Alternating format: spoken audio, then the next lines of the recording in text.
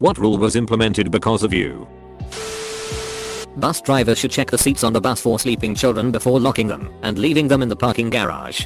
My daughter falls asleep on the bus every day. If I don't see the driver when she comes around at her designated time, I wait 20 minutes and she comes back with my kid. It's a thing now, and we all know our routines for it, including the kids who normally wake her up on the bus. The first time the bus kept driving off with her, I followed the bus in my car. Almost lost my mind. I thought she had forgotten my kid.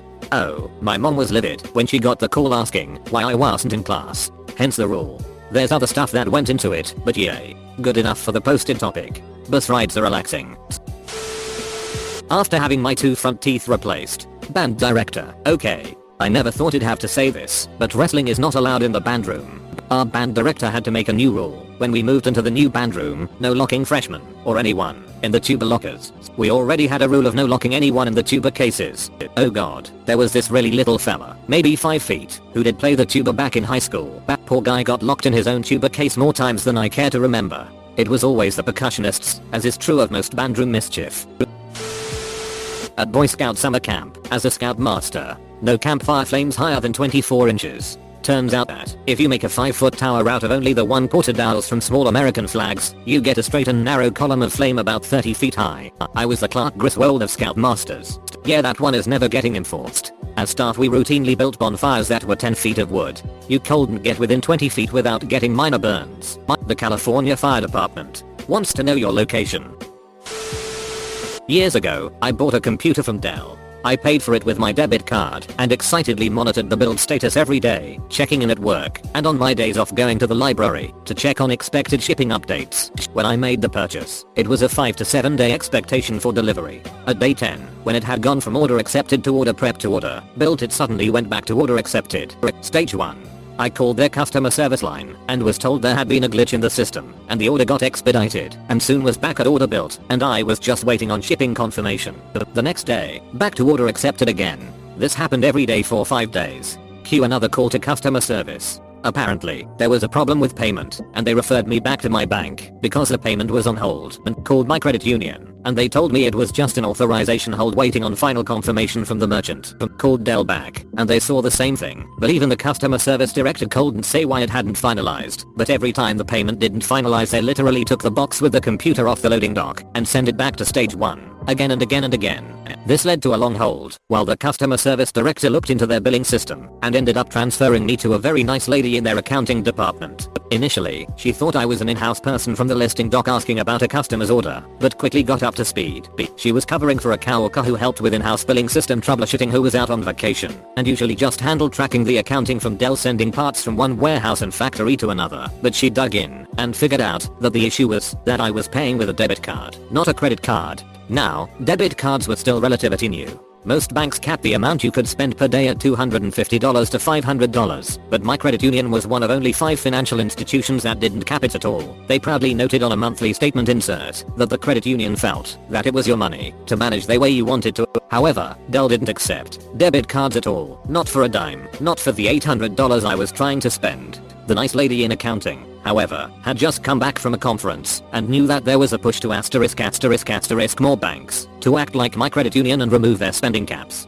She told me to hang tight and she was going to get it done for me. I told her I could change my payment method to a credit card, but she told me that would delay the whole process. 2 days later, I got a call from her. She had made a presentation to the CEO, CFO, and several VPs making the case that Dell needed to get ahead of the curve and start accepting debit cards with no spending limits because the banking rules were going to be changing very soon and more people were going to be spending money with Dell the way I tried to. They had to implement a process to start accepting debit cards, which had required a rush overnight change from their merchant bank, and my purchase was their test case. She had me check with my credit union, who showed the funds were officially a purchase and not just an authorization hold. Then she called the loading dock and made sure my computer was on a track. Within 10 minutes I had an email with a tracking number. TL. Dr. the reason Dell takes debit cards.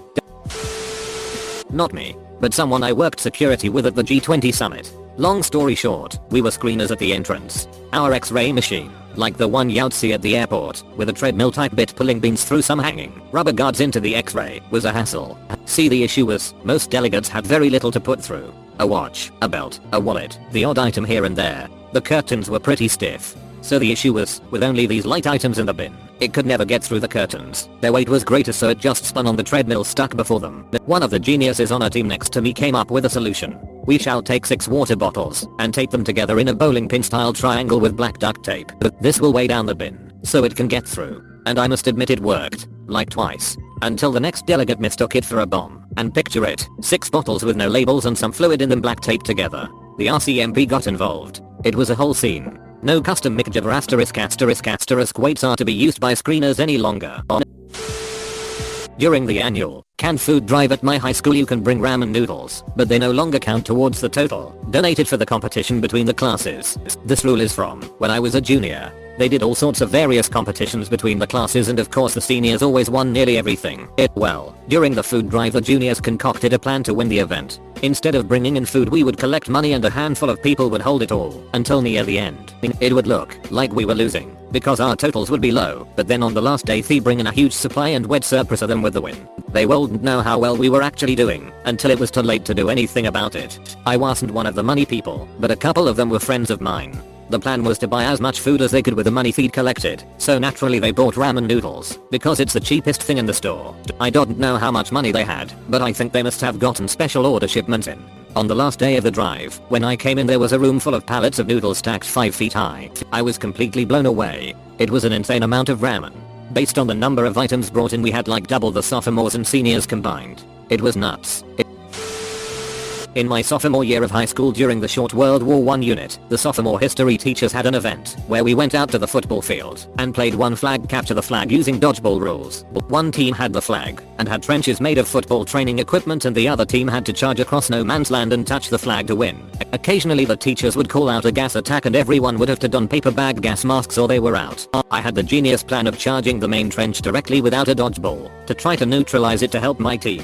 I handed my ball to a classmate and instead wielded a cardboard trench shovel I had made that morning, and then put on my gas mask ahead of time. When it was time to go over the top, I barreled towards the main trench. Think that one Battlefield 1 trailer, where the British soldier does the same thing with a club, but this was 2 years before that game came out. I miraculously was never hit on my way to it, and slammed into that thing with all of my might, taking it down, knocking a couple other kids over, and knocking myself out for a few seconds in the process. The teachers thought it was hilarious, but they quickly had to implement a no trench busting rule after someone else tried to replicate my antics during the next round. Unfortunately, as far as I'm aware, that was the last year they did that event. Congrats. You exemplified the invention of the early tank. Big and absolutely rolled over trenches, but was very prone to getting busted and breaking down. Holy ******, I never even thought of it like that until now. Marbles being banned at my elementary school. I vaguely remember the convoluted rules we had for playing marbles in 3rd grade, but one that was written in stone was that if you lost a game, you had to throw away a marble of your own. This often drew a crowd of participants eager to get their tiny hands on a free marble. One day, I lost a game and was forced to throw a marble away. We called it scrambling. I had stupidly agreed to offer up as ante for the game my prize boulder, a heavy marble with intricately woven colors that was about the size of a golf ball. When it was time to throw it away, a large crowd of kids had gathered, impatiently jeering me to toss it and start the melee. I took one last look at my boulder and, in a surge of 8-year-old rage, launched it with all my strength. I still remember it gleaming against the deep blue sky as it left my hand. It sailed, flew over the group's head, their mouths agape in amazement. It flew until it struck some poor blonde kid in the head, who was just walking along kicking dandelions, totally oblivious to the incoming projectile. It hit him ************. To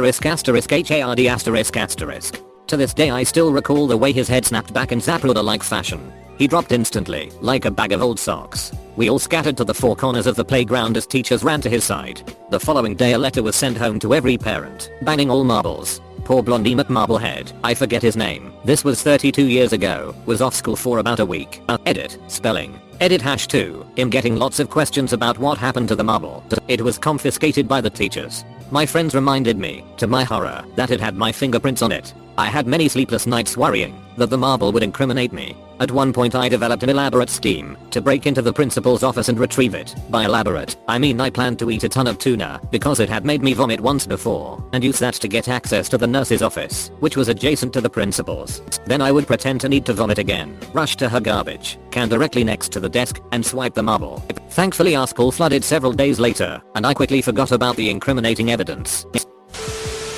In college we had a shuttle van that would carry you from your dorm to your car after dark. I got dropped off at my car and crossed in front of the van. The shuttle driver was on his phone not paying attention and started to drive. I felt the hood and grill start pushing into my shoulder and hip and was able to scream and flail to get his attention before he ran me over. Now they have to go both ways down each row of cars in the parking lots to only let people out on the passenger side. Wait, why is the rule only let people out on the passenger side and not don't use your asterisk phone? If you're driving the van you dickhole.